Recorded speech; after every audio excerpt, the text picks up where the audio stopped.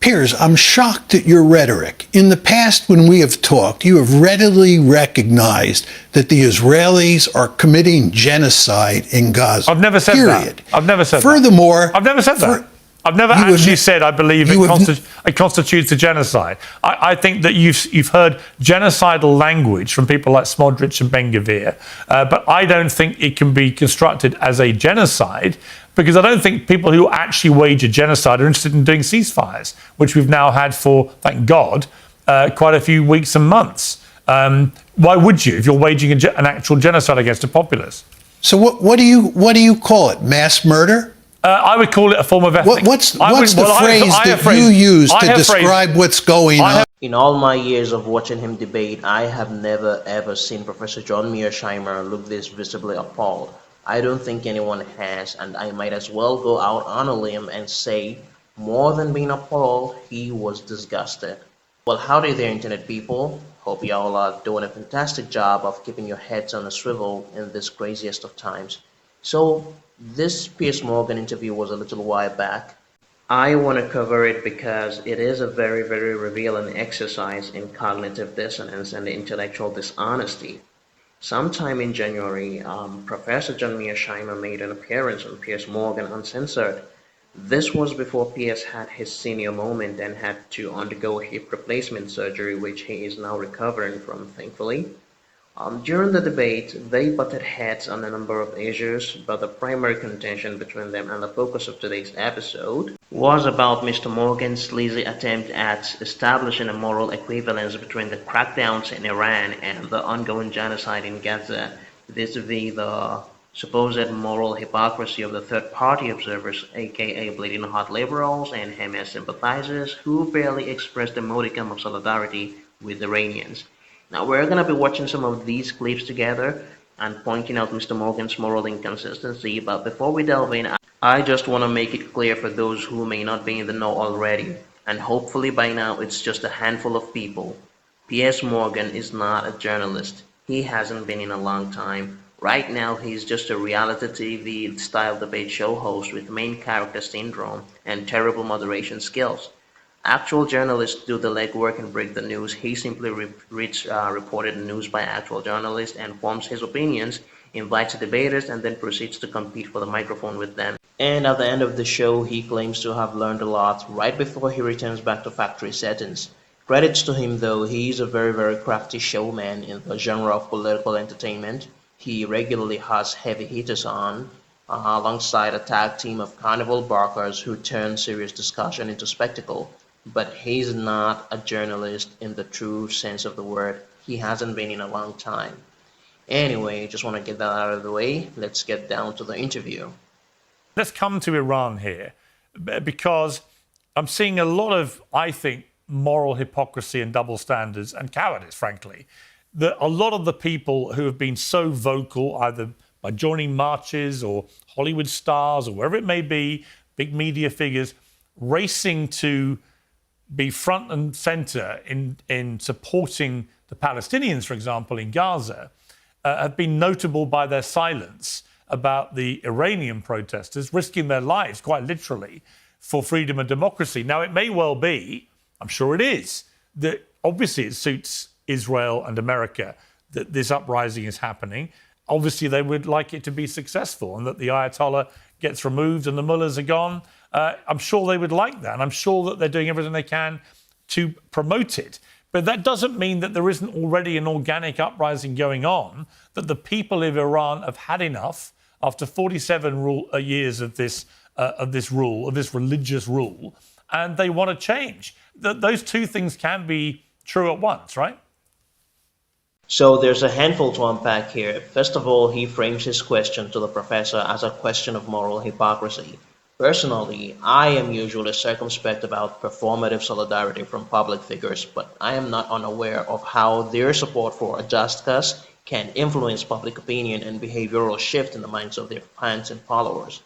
But if you're going to cite their silence on Iran as evidence of moral hypocrisy, then the same can be said for their silence when it comes to Sudan. Same can be said for their waning attention or borderline indifference to the war in Ukraine. You want to question the moral consistency of these celebrities and leftists? Cool. I agree that regardless of political persuasion, there needs to be a consistent standard when it comes to the civilian lives and rights that unfortunately hang in the precarious balance of war and death and brutality and repression. Speaking of which, where was your support for the Palestinians during the Great March of Return in 2018? Where was your support for the victims of evictions in Sheikh Jarrah in East Jerusalem a few years back? Where is your support right now for the innocents in Sudan right now? How many stories and tweets have you put out there to bring to light the humanitarian crisis in Sudan, which happens to be the biggest in the world right now? I'm not trying to put you on the spot here. I'm just questioning your moral consistency in the same fashion. Now, beyond the question of your moral consistency is the question of your intellectual consistency. Here you are, chastising celebrities and bleeding heart liberals, while turning a blind eye to the decades of crippling sanctions that pushed everyday Iranians into dire straits. You are blaming bystanders for not speaking up, yet you do not rebuke the real culprits facilitating the beatdown. You know, the crooks behind the scenes, the ones who have played a major role in pitching the two conflicting sides against each other time and time again.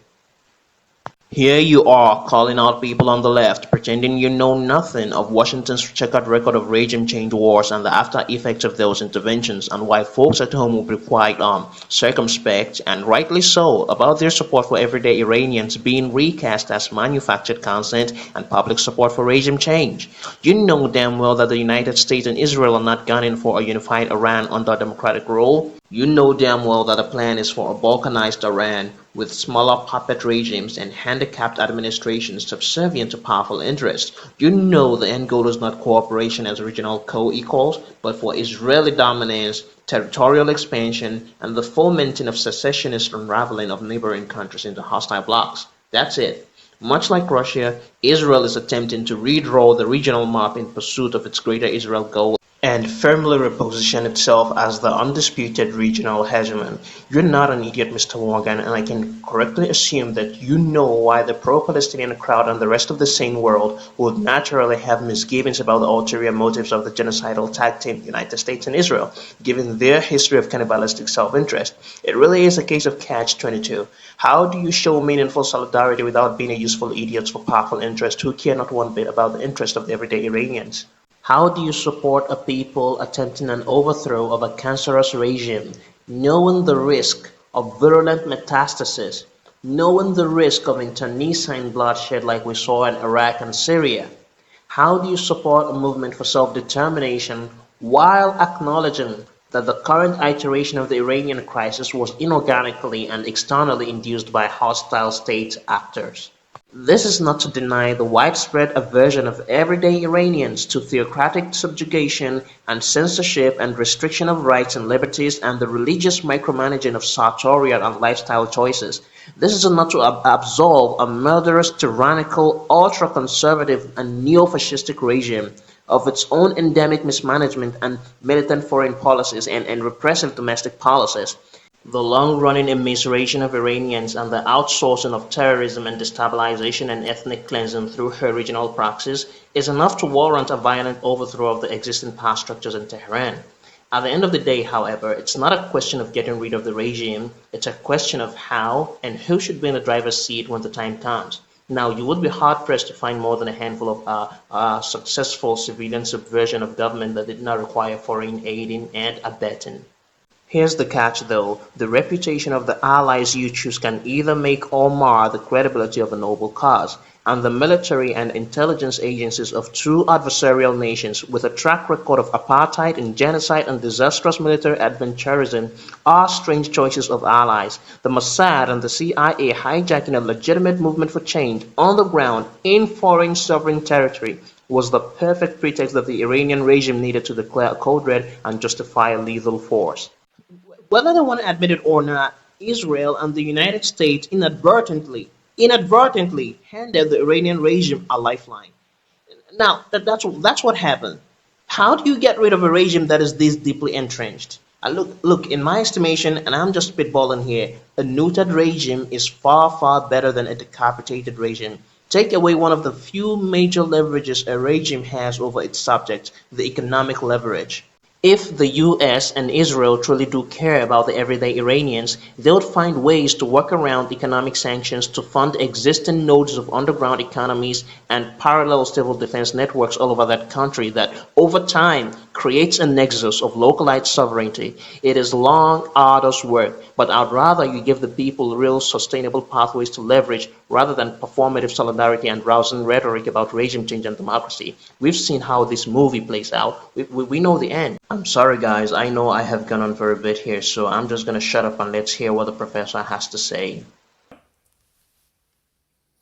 I want to ask you a question, Piers. Don't you think it's quite remarkable that Israel and the United States, which have been deeply involved in executing a genocide in Gaza, think about that, a genocide in Gaza, are now making a lot of noise about how terribly the Iranian government is treating the protesters? Isn't this remarkable hypocrisy in your mind? Well, they're very different circumstances, because what you have in Iran is That's for sure. That's for sure. Well, they are different circumstances, aren't they? In Iran, you have an uprising not dissimilar to what we've just seen in Syria, actually, which ended up toppling Assad very quickly. Wrong, Piers. You're forgetting the entire decade of civil war and refugee crisis between the end of the Arab Spring and 2024, when the capital was retaken by Ahmad al-Shara and the HTS. Regime changes don't come that easily, Piers. Let's not try to wipe off entire timelines to feed a narrative of our clean regime change campaigns. Are we forgetting ISIS now? Is that what we're doing? Which ended up toppling Assad very quickly, with Syrian people leading that, to the extent that Putin just disappeared, because he could feel that this was going to happen, and I feel, I hope on behalf of the Iranian people that they are successful. I think they might be this time round, but I don't see a comparison to what has happened in Gaza. In Gaza, but notwithstanding the history of the conflict there, you had on October the 7th, 2023, you had one of the worst terror attacks of modern times, with 3,000 Hamas terrorists causing total mayhem across the border in Israel, murdering 1,200 people, kidnapping 250-odd people, including a baby, a Holocaust victim, and so on, taking these people back into depravity in Gaza. And then you've seen Israel perpetrate a retaliatory attack on Hamas, which I think had gone until the ceasefire way too far. I think that they broke a lot of laws themselves in terms of starving the populace in Gaza, in terms of just killing way too many civilians, killing so many journalists, banning international media from getting in. So many things that they did which I didn't agree with at all. But I don't see a comparison to what we're seeing in Iran. Do you? Piers, I'm shocked at your rhetoric. In the past, when we have talked, you have readily recognized that the Israelis are committing genocide in Gaza. I've never said that. Period. I've never said Furthermore, that. I've never said that. I've never actually said I believe it constitutes a genocide. I think that you've heard genocidal language from people like Smudges and Ben-Gvir, but I don't think it can be constructed as a genocide. That was, wow. That was hard to stomach. Pretzel Piers bends over backwards to defend the indefensible. I'm starting to think that his mental gymnastics in this video might have induced that hip dislocation or whatever the hell it is that happened to him. Like I said, in all my years of watching the professor debate, I don't think I have ever seen him look this visibly appalled. I just saw in real time a most gentlemanly way of losing your shit and still being classy about it. Because I don't think people who actually wage a genocide are interested in doing ceasefires, which we've now had for, thank God, quite a few weeks and months. Why would you if you're waging an actual genocide against a populace? So what do you call it? Mass murder? I would call it a form of ethnic. What's the phrase that you use to describe what's going on? I have phrased it as in Gaza. I believe it's been a form of ethnic cleansing, but I've not gone as far as saying it's a genocide. Look, I'm sorry, y'all. I would have really loved for this section of the debate to play out in full, but it's hard to listen to an interrogative filibuster loaded with half-truths and throwaway statements and not be tempted to go, hang on. Like, first of all, what ceasefire?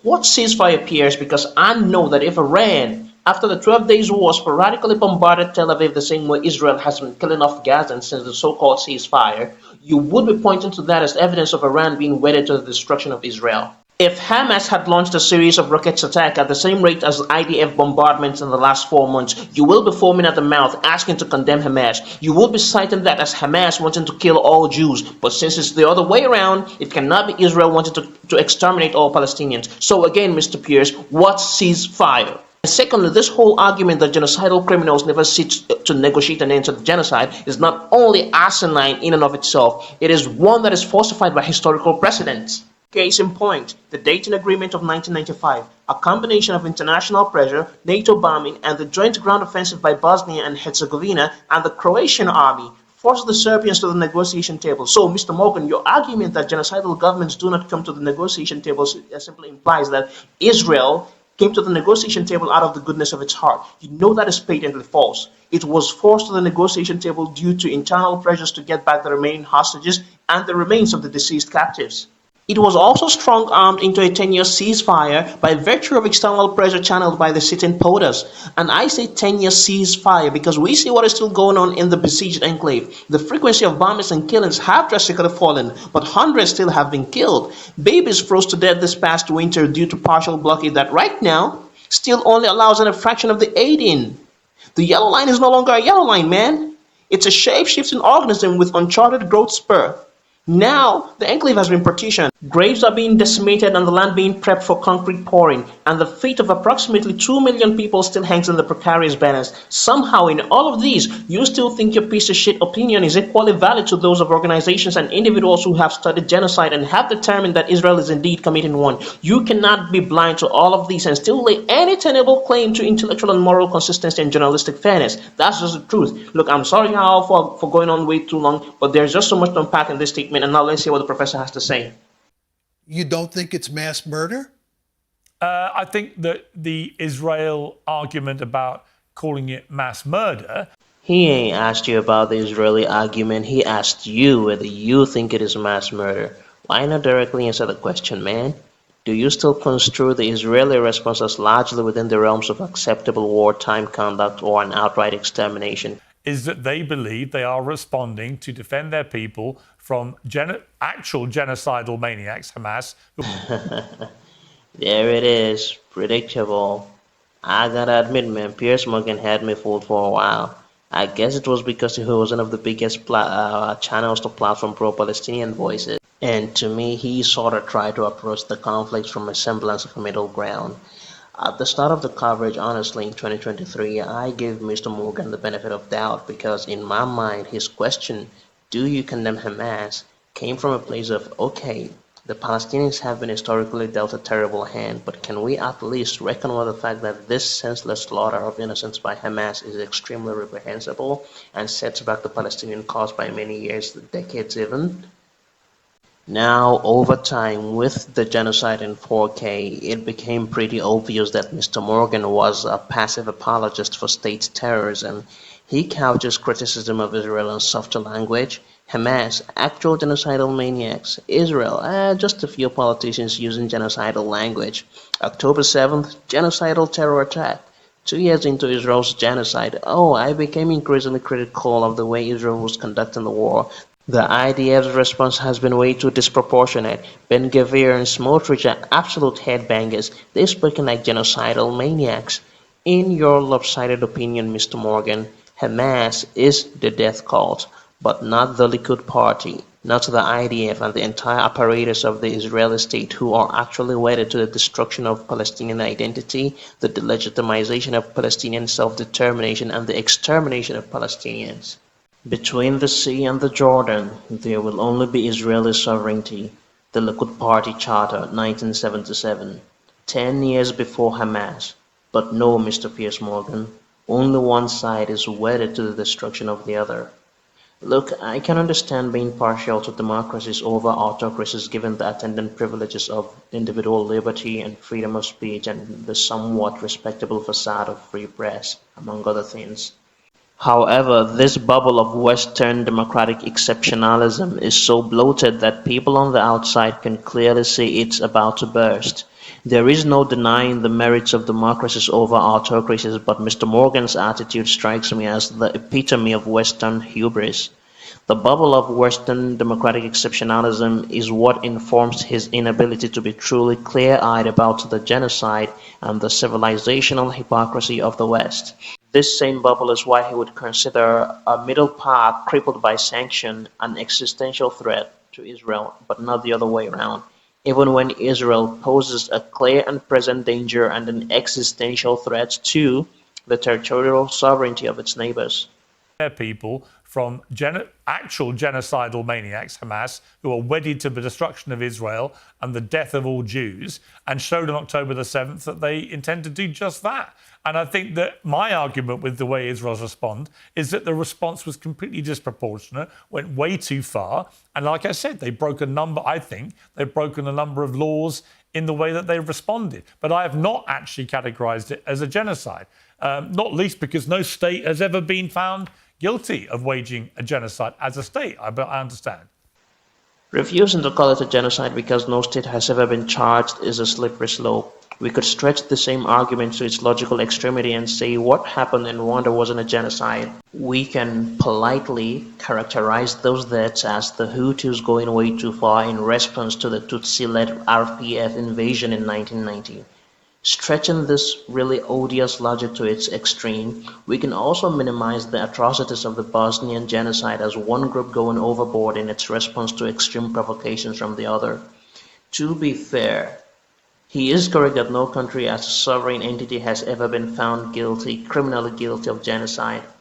The Genocide Convention of 1948 focuses on punishing individuals, not the state itself, but that doesn't mean that the ICJ has never ruled on state responsibility under the Genocide Convention.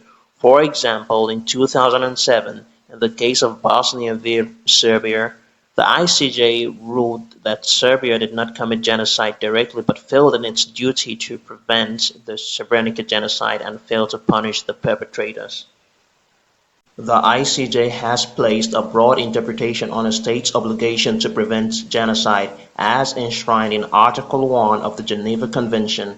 Although Article 1 does not expresses verbis require states to refrain from committing genocide, it has the effect of prohibiting states themselves from doing the deed or allowing individuals or groups commit genocide on behalf of the state.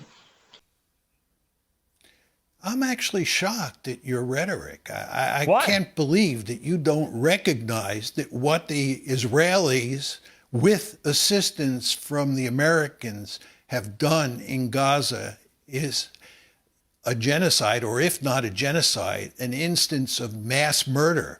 And when the Israelis and the Americans, criticize the Iranian government for using violence against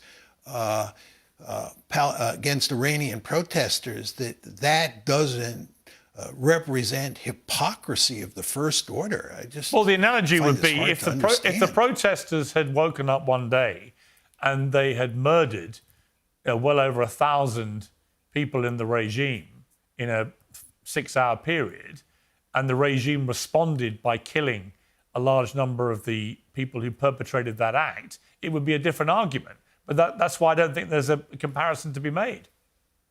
It will be quite disingenuous to equate the January riots in Iran to the terrorist attacks of October 7th, but isn't there a bit of analogy to be drawn here, though? Like, isn't that sort of what happened? And remember, analogy is not equivalence.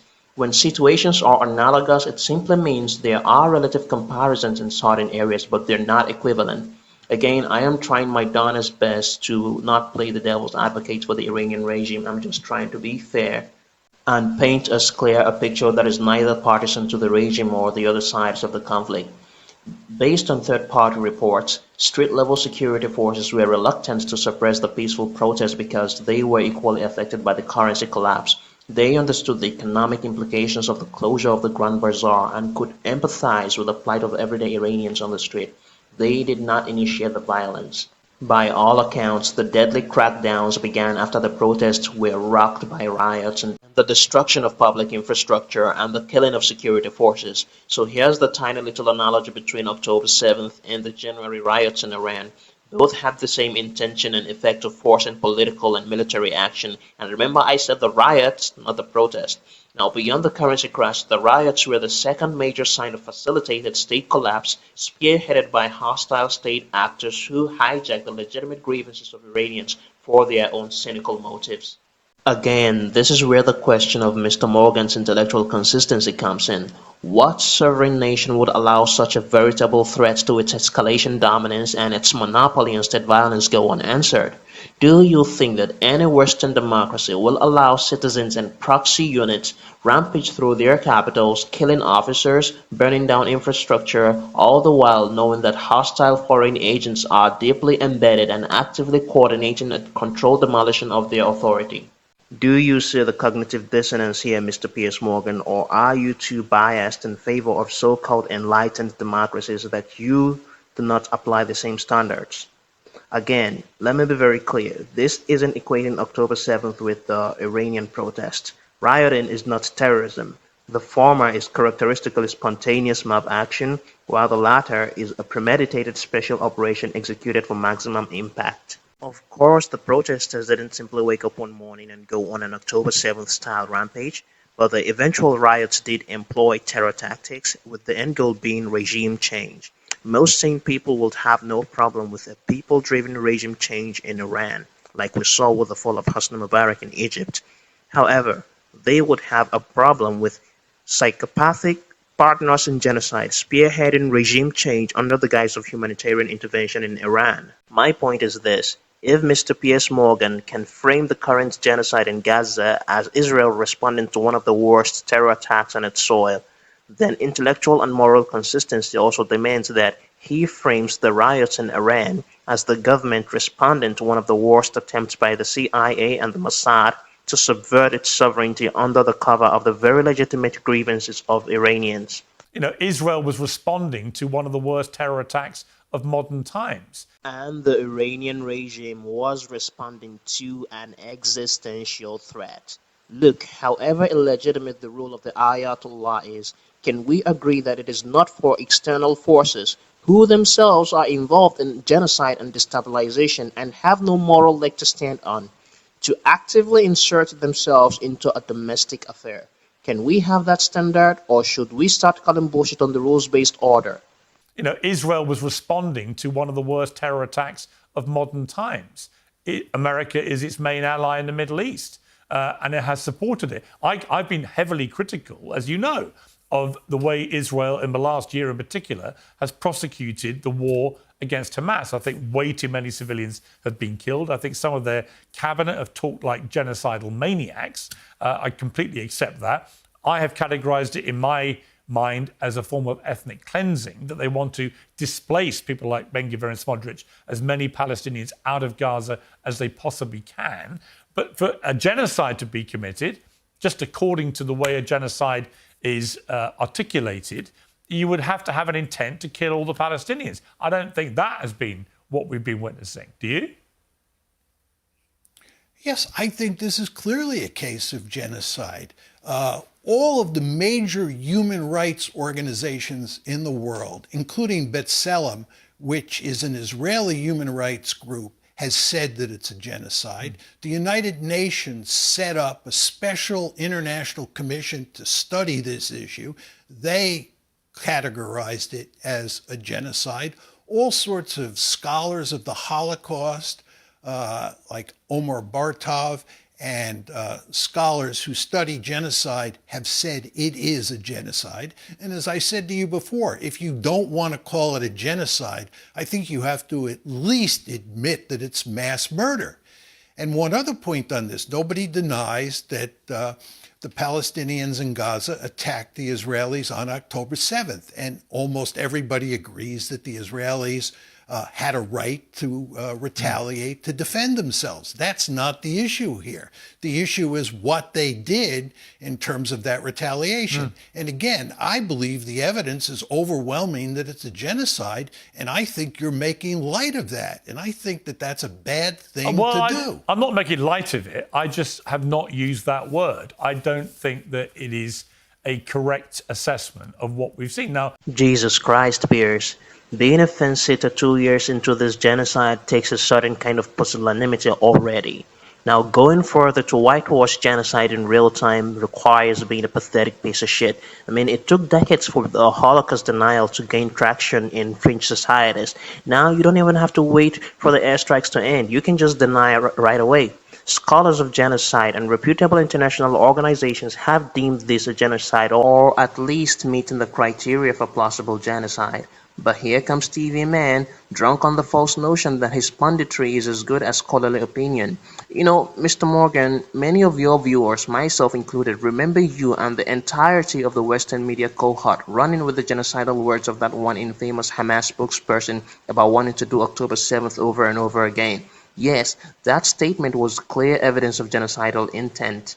But so was the Amalek address by Prime Minister Netanyahu at the onset of the war. So were the many tweets from top-level Israeli government officials in the days and months following October 7th.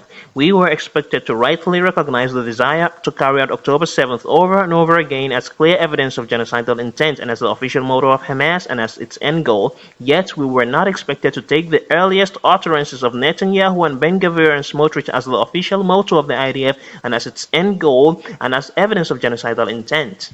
Get this, y'all. We were expected to take the terrorist, non-state actors at their own words, but not take the words of the democratic state actor with the most moral army in the world at face value. We were expected to take the original Hamas charter as Exhibit 1 in the lineup of evidence against Hamas, but we weren't expected to take the Likud Party charter as anything remotely resembling prosecutorial evidence. Wow. Wow, you're a weasel, Mr. Morgan. An out-in-the-open weasel who pretends to be a fair arbiter of truth. On one hand, you are willing to authoritatively assert the atrocities committed by the Iranian regime in January, but when scholars of genocide and humanitarian organizations rightly identify what is going on in Gaza, you conveniently treat it as a matter of opinion. In your last interview with Max Blumenthal and Jonathan Conricus, you had a guest on, Dr. Payam Akhavan, a former special advisor to a personnel in the ICC, and you had him delineate the difference between genocide and extermination.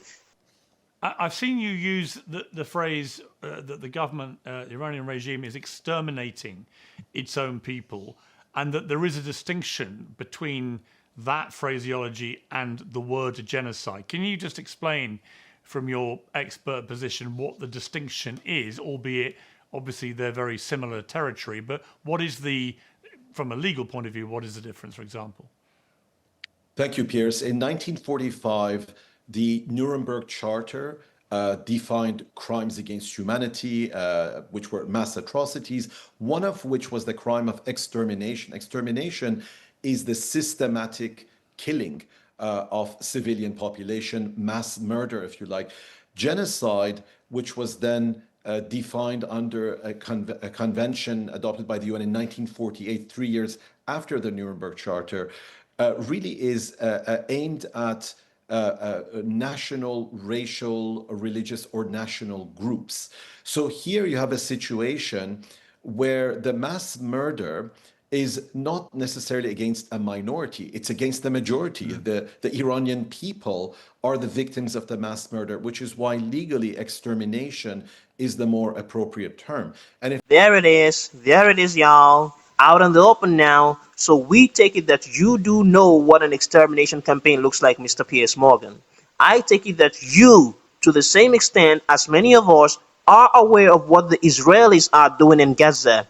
And when the professor asked you to at least recognize it as mass murder, you hawed and hemmed and twisted your way out of calling it what it is. So yeah, Mr. Morgan, you are a weasel. One other point on this, nobody denies that the Palestinians in Gaza attacked the Israelis on October 7th. And almost everybody agrees that the Israelis had a right to retaliate, to defend themselves. That's not the issue here. The issue is what they did in terms of that retaliation. And again, I believe the evidence is overwhelming that it's a genocide, and I think you're making light of that. And I think that that's a bad thing to do. I'm not making light of it. I just have not used that word. I don't think that it is a correct assessment of what we've seen. Now, listen, you're a very expert man in history and world affairs, and if you believe it is, I absolutely respect that. I know a lot of people have said it's a genocide. A lot of my guests have tried to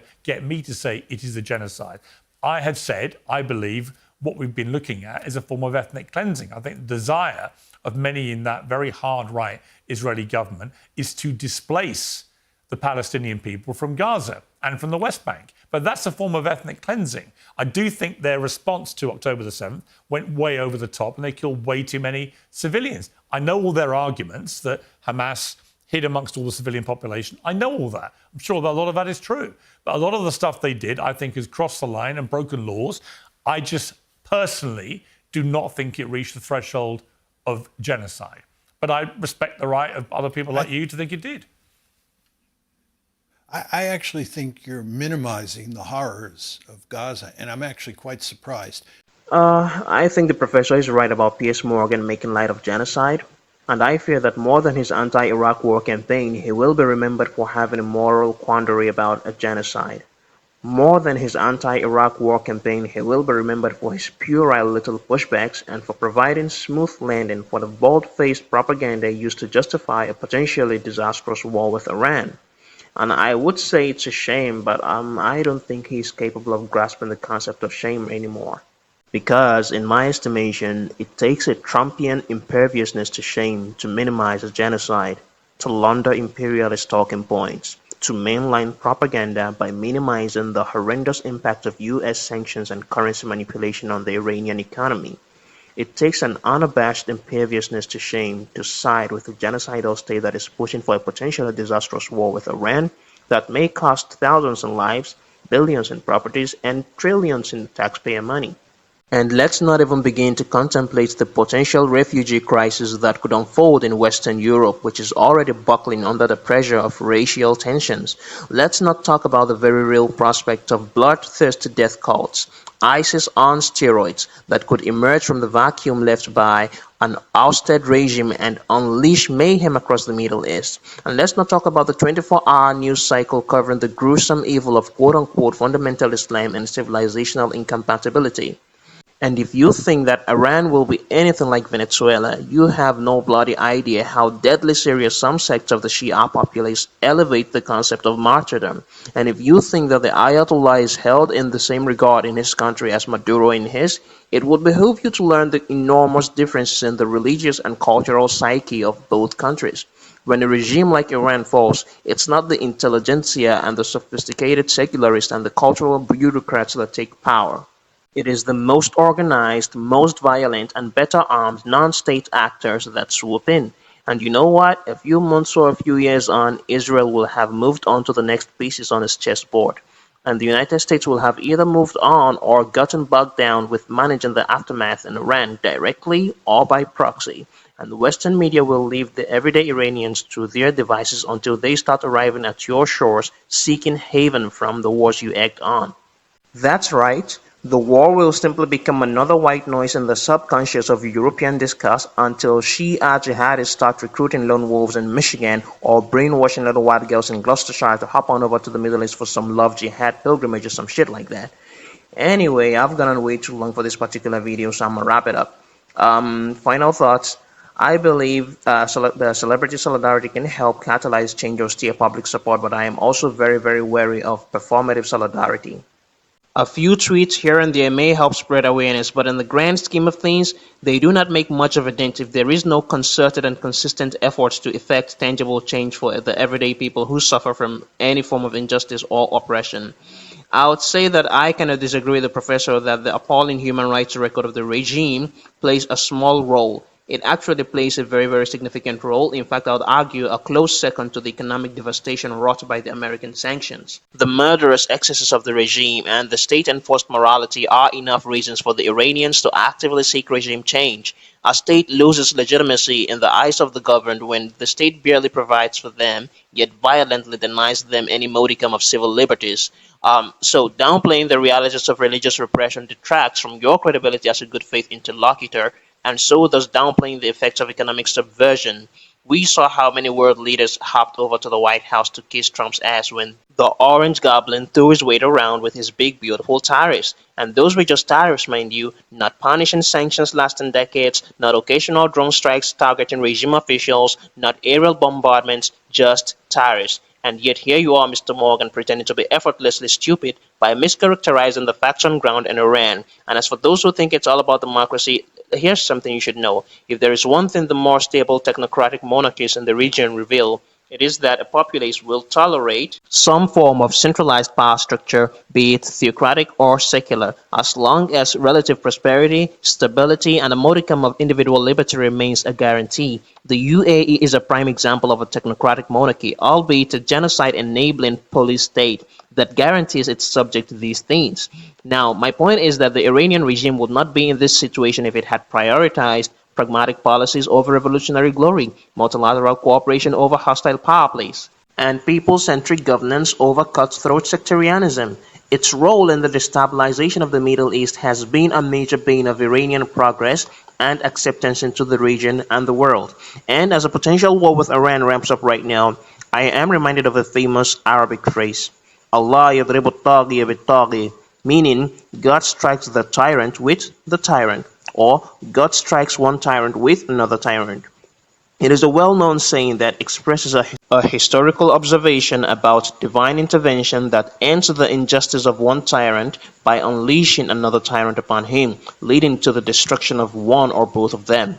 And that's what I think about the Zionist neo-Nazis running Israel right now and the nihilistic fundamentalist cults running Iran. Anyway, that's it for this video. I hope for the best outcomes for Iranians and Palestinians and the Sudanese. The downfall of terroristic regimes around the world cannot come fast enough. I can't wait to see the Persians reclaim their lost glory and reintegrate into the region and be a force for net positivity. And I cannot wait to see Palestinians rise from the ashes of this genocide and become a force to contend with on the global scene. Anyway, see y'all on the next one.